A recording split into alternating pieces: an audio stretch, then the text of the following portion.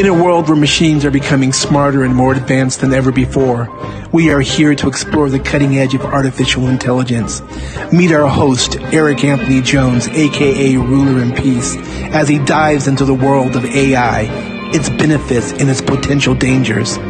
He, along with his future hosts and co-hosts, will be speaking to the people who are at the forefront of AI development and its early implementation stages.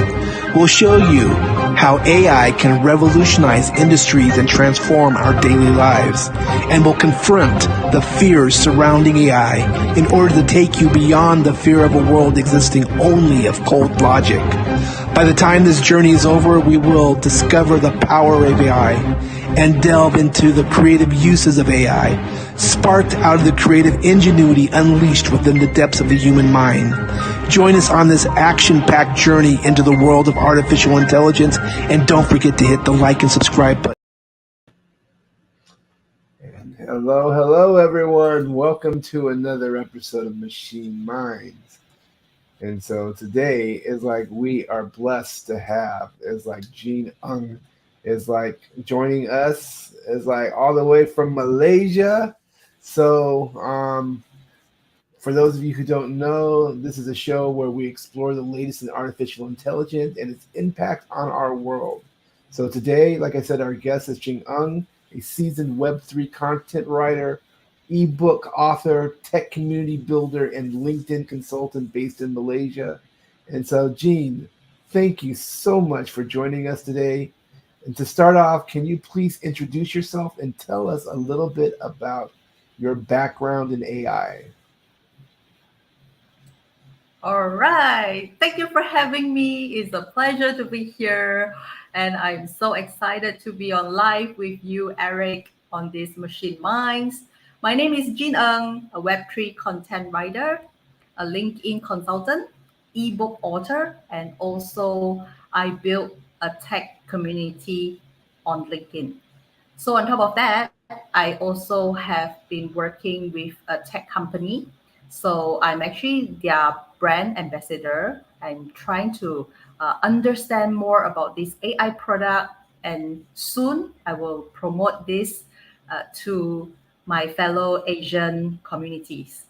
So speaking of AI, I have been using ChatGPT. I believe that is the first AI tool that I get to use for free. And ever since I've been a ChatGPT user, I think I'm more like a daily user right now. So ChatGPT will be able to help me in terms of writing my content and publishing all my content on LinkedIn. So throughout my career, I've also had the privilege of working with several renowned organizations. So I've been involved in very much in content writing, basically for the past 6 months. And this AI has been a great assistant to me when it comes to idea generation and give me a quick summary in the topics that I always want to do research on. So actually being a content writer, I would say is a challenging job. So because in my previous corporate experience, I've always been a business support. I've always been working in the office. And so being a content writer, I have to equip myself with a lot of knowledge. And I have to also be very alert when it comes to industry news. So for Web3, I have always spent my time on Twitter and also Decrypt.co. These are the two main source of info I will take. And also, of course, I love YouTube. YouTube will be the first platform that I need to search on some topics and do my research. All right, so these learning experiences with AI have given me valuable insights into the practical implementation of AI. In particular, like I mentioned earlier, is about ChatGPT and also its transformative potential across various sectors. So I'm more like a user, but I know that other data analysis or data analysts or also some of the engineers, they can train this ChatGPT and help them to do much, much more compared to me, myself, I'm a content writer. So basically, I use AI. I use AI to actually generate some images and also to help me to write better, to improve in writing, so that my readers will love the content that I put up there. So I've started writing weekly newsletter and publish them on LinkedIn, and recently on a platform named Beehive, Beehiiv. So for your information, one account on LinkedIn can create only one newsletter. I tried to create two, but I can't. I think it's the limitations on LinkedIn, but it's okay. So I started my newsletter end of January this year. So the title is Exploring the AI Cosmos, and I have gained 6,200 subscribers, more than that now. So and also in mid-March 2023, I've published an ebook titled Women Who Work with the Whales: Insider Stories in Crypto Startups. So what makes me want to write this book is actually I see a big gender inequality gap in the tech industry, or in specific, to be specific, it will be Web3. Because for the past 1.5 years, I'm very active on Web3 communities. I also joined a few communities, wanted to onboard more Web2 users to the Web3 space. And besides that, I also attend all these Web3 networking events, their product launching events, because I want to meet more like-minded people like myself. I believe Web3 will be the next upcoming trend. Probably not now, maybe in 2 to 3 years' time, this industry will be leading many big corporations towards the development of blockchain. So, and speaking about my book, okay, because this gender inequality is actually quite big issue to me because of all the events that I've attended. So I have actually been in a space, an event where I'm the only female. Can you imagine that? I'm the only female there, and there were 19 other guys, yeah, with me. So and the speaker, the instructor of the workshop was also a male. So they were very surprised or impressed, because it was about metaverse. It was actually the workshop is conducted by academy instructor. So they have this metaverse academy. It was in Mandarin, but all the guys over there, they asked me, "Hi Jean, why are you here? We are very surprised. It's not that we really want to find out from you. Why you learn metaverse at such an early stage." Because a lot of the girls, they probably are not interested in metaverse or Web3. But I say no, because I believe I'm just one of them. Maybe on that day, the other girls are not free, so I'm the only one available. But from what I have observed, right, for the past 1 year, more girls or more females already come to all these events, and I've met many of them. We also want to build a community with them. So this book, I dedicate this book to many, not only just females out there, but also to all the Web2 users currently. So let me share a little bit more about this book. Yeah, this book is actually a book that provides a unique perspective on the world of cryptocurrency startups. So, and women have made a significant contribution to the field. So a lot of us might not be aware. They all think that this industry is male dominated, but actually not.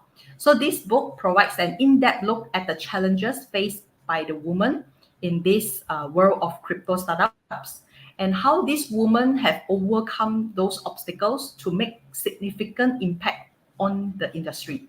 So it covers a wide range of topics, including the culture of the crypto industry, the challenges of building a crypto community, and also the role of women in shaping the future of crypto. So the readers will gain valuable insights into the world of cryptocurrency and innovative startups that are driving the industry forward. This book is a must read for anyone who is interested in the future of finance and technology, and for those who want to learn from the experiences of these successful women in the field. So, and now, what about me? Okay, so I'm a strong advocate for AI ethics, and also I firmly believe that AI should be harnessed to benefit humanity while ensuring privacy, fairness, and transparency. So I'm still a learner, and I'm trying to pick up many different topics like this law and also data privacy when it comes to AI. So that's about me. Thank you so much for sharing. It's clear you have a lot of experience in using some of the tools of AI, and I can see the fusing between the book that you created dealing with gender inequality in the tech world, and that fusion between your book and the AI in general, because that obviously includes the tech world.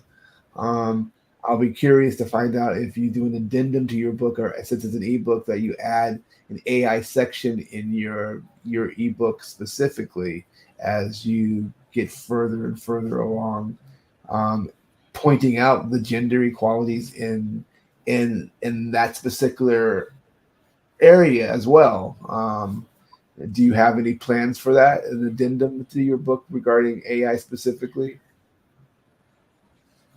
I will definitely put into my consideration list because I'm not working on my second book, but Uh, it will be more on Web3 as well. And yeah, the technical aspects, like I've drafted the contents, but for the past 1 to 2 months, I would say I'm very busy, like occupied with a lot of jobs that I got for myself, and I'm uh-huh. really happy about that. It's just that but it will slow down on the my writing process when it comes to this book.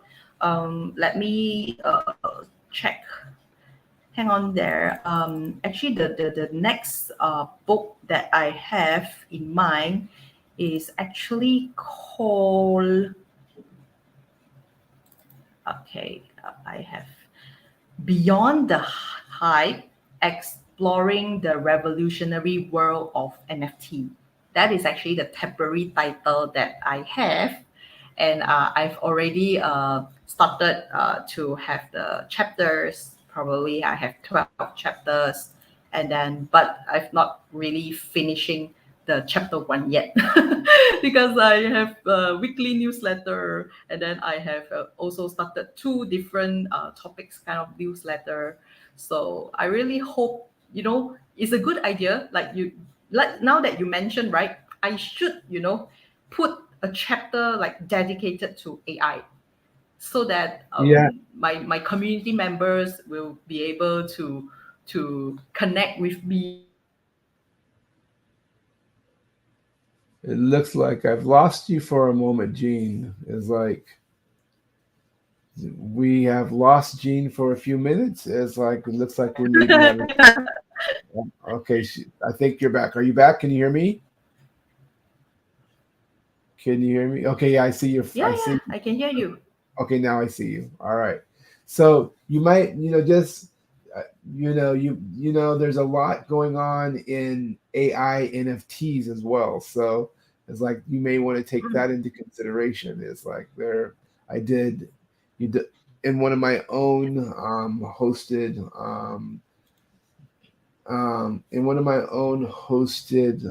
rooms on Clubhouse.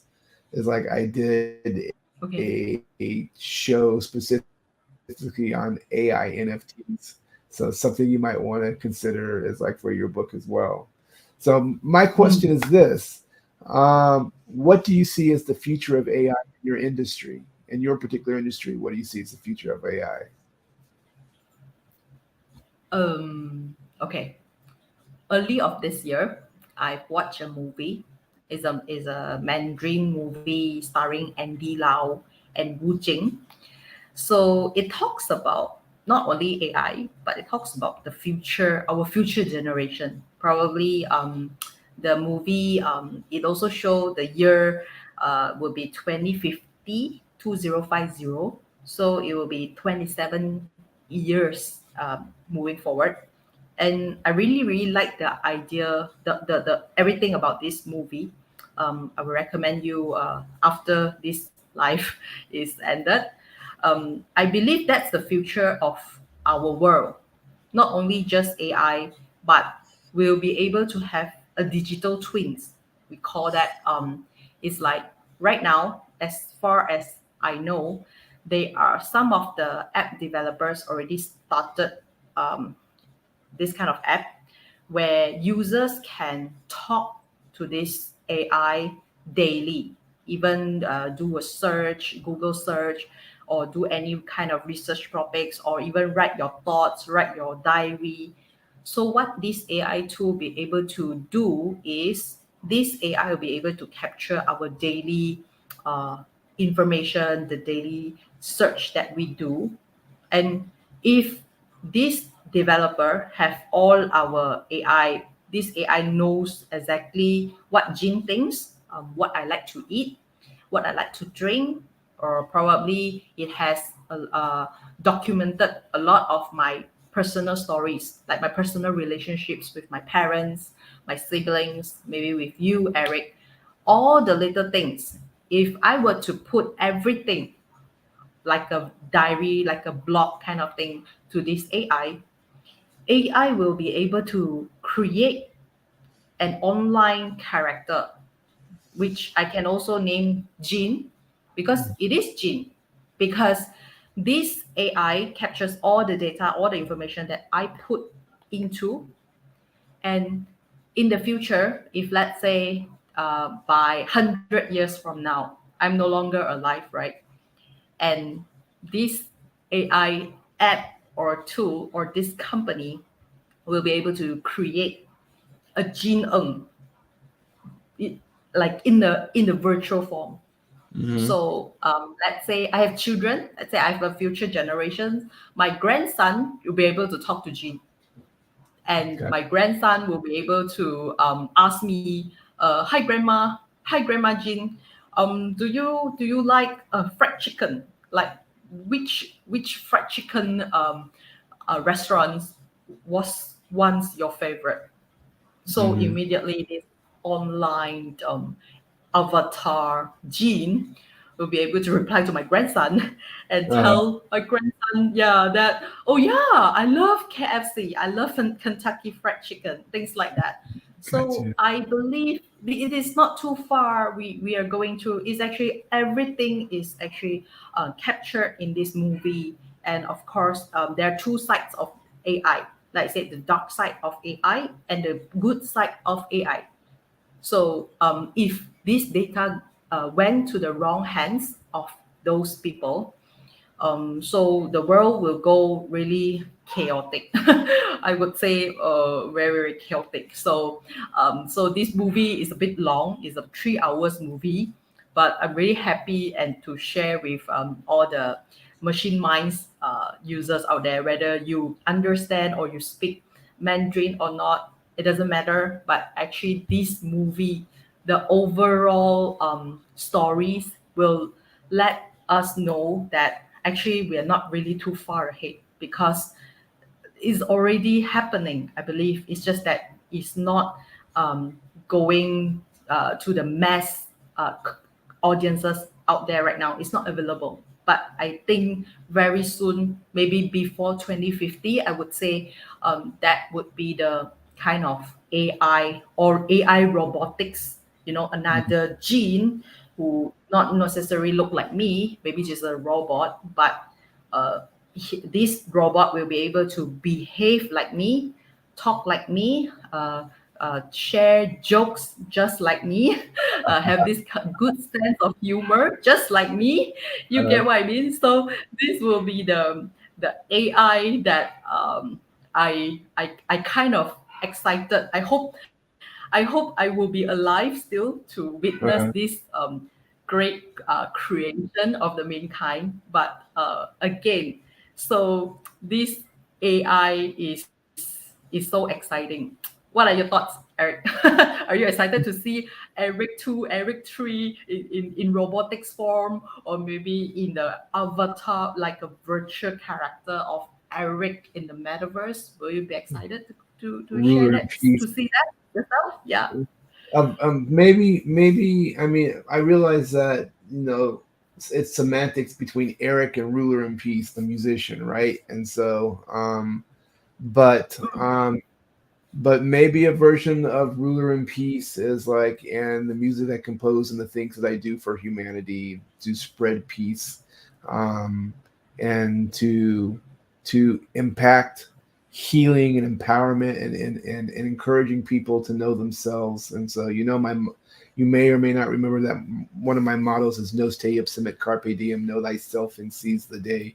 So, yeah, I've done some. I haven't seen this movie, and can you repeat the name of the movie for our listeners again? What's the name of the movie? And do they have English subtitles for those of us in I North America? cannot remember the English movie title, but Uh, I will share with you. Yeah, I will okay, share so that you can put in the comment box. Yeah, right comment now box. because I remember the Mandarin name. Yeah, Yeah, I think yeah. it's Wandering Earth. If I'm not wrong, it Wandering Earth two, Uh, part two, because uh, it's a series. So, gotcha, but you'll be able to understand if you watch part two. Yeah, gotcha. And they have for us people in North America, they have English subtitles. Do you know if they yeah, have yeah. English subtitles? Cool. Yeah, yeah. I Okay, think so yeah. I think all it's right. Well, available on Netflix as well. Yeah, because it's half a year ago I watched this movie. gotcha. Well, if you provide me that information, I'll make sure that I put a link in the description below as like on YouTube Yeah. for those who follow this conversation later. Okay. And so you kind of touched upon it, and so but as you were talking about the future, you just dipped your little toe in. There's like some of the possible risk of AI in the future. And actually, before I Mm, go through though, I didn't actually answer your question completely. And so yeah. um, I do, I think that it could be really interesting if, especially, I like the way you broke it down with regards to, you know, my kids, their kids, and future generations being able to interact. If you Yeah. have if you have a good a family tree, then people can, Yeah. who have left can go back in time and actually have some interaction with, is like, so that could be fun. But I would like to ask you about potential risk of AI. What do you see as potential risks of AI? Okay. Before I take that question, I have something to add on. This Okay. AI, what it means to us is we can live forever, Eric. You and Yeah. I can live in virtually lah, as in our spirits, or what do we like you say you want to promote peace, you want to create music, you can create all the way like 100 or 200 of years. So this is the future of AI that I am really looking forward to. Yeah. Um, Okay. So speaking of the risk, of course, yeah, with great power comes with great responsibilities, right? So Absolutely. AI definitely needs to be governed, so that for me, why I say that is because uh, AI will take over many people's job.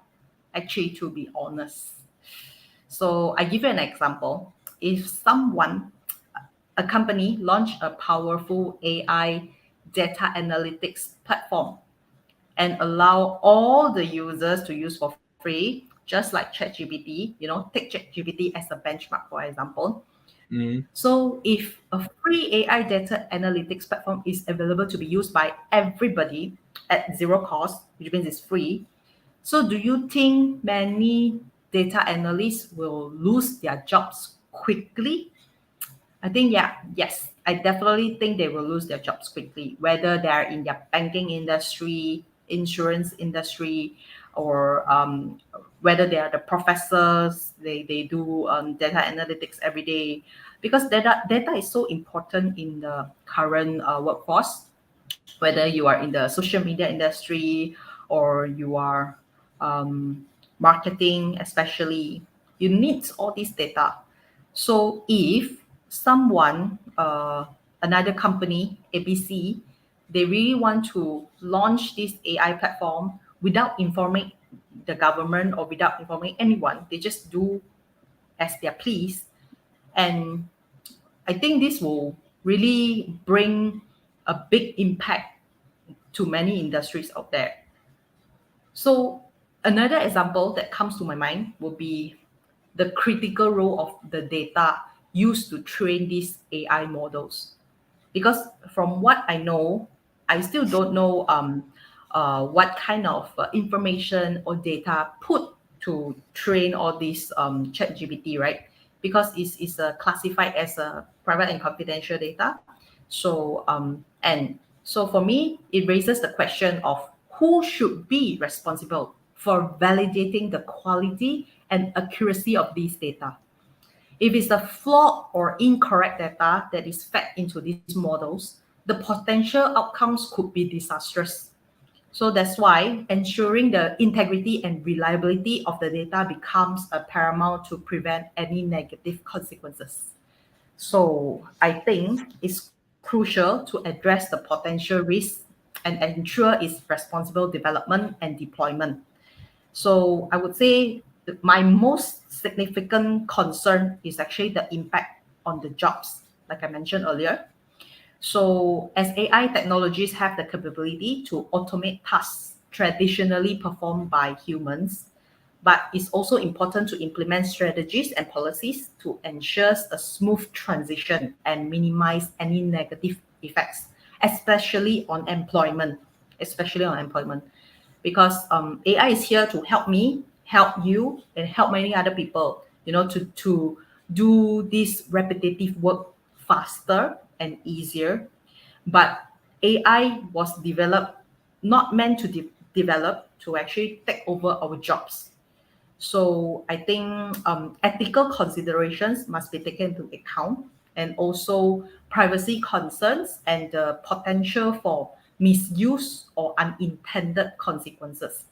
So, so I believe establishing a strong governance frameworks and regulations can help to mitigate these risks and ensure that AI technologies are developed and utilized in a responsible and beneficial manner.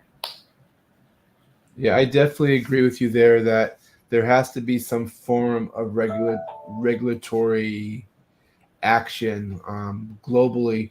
But you and I both know that when we start talking about global regulations, is like what hornet's nest that can actually be. But we have to do our best, and it'll be interesting to see how that plays out. Having previously practiced law for 13 years, of course, I'm interested in the legal aspects of this, and I'll be keeping my ear to the floor, so to speak, to see how things unfold, because it can be used for so much good, but it could also be used for mayhem, absolute mayhem. And so, but I hope that the human spirit endures, and that we find a way to navigate these waters, because I think you hit the nail on the head when you talked about AI is best used to make people's lives easier with the mundane, so that they can tap into their own creativity and be the creators that they actually are. I think you agree with that one. And so, before we wrap up, could you share with us a specific project or accomplishment related to AI that you're most proud of? Do you have one? Mm, it's not an accomplishment to me, but indeed, over Or the past project? 2 months, Hmm. I have the privilege of collaborating closely with an AI developer based in Singapore.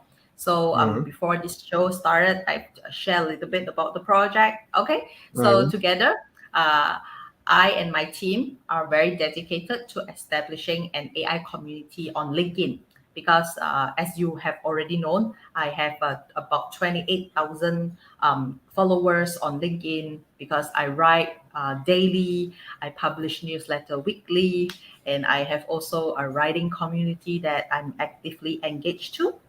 So why LinkedIn? Because this AI tool is actually meant to introduce a user-friendly and industry-specific, I would say like a chatbot to the small and medium-sized enterprises. So these AI tools possess the capability to address a wide range of open-ended inquiries from users while also allowing business owners to input relevant data into these AI models.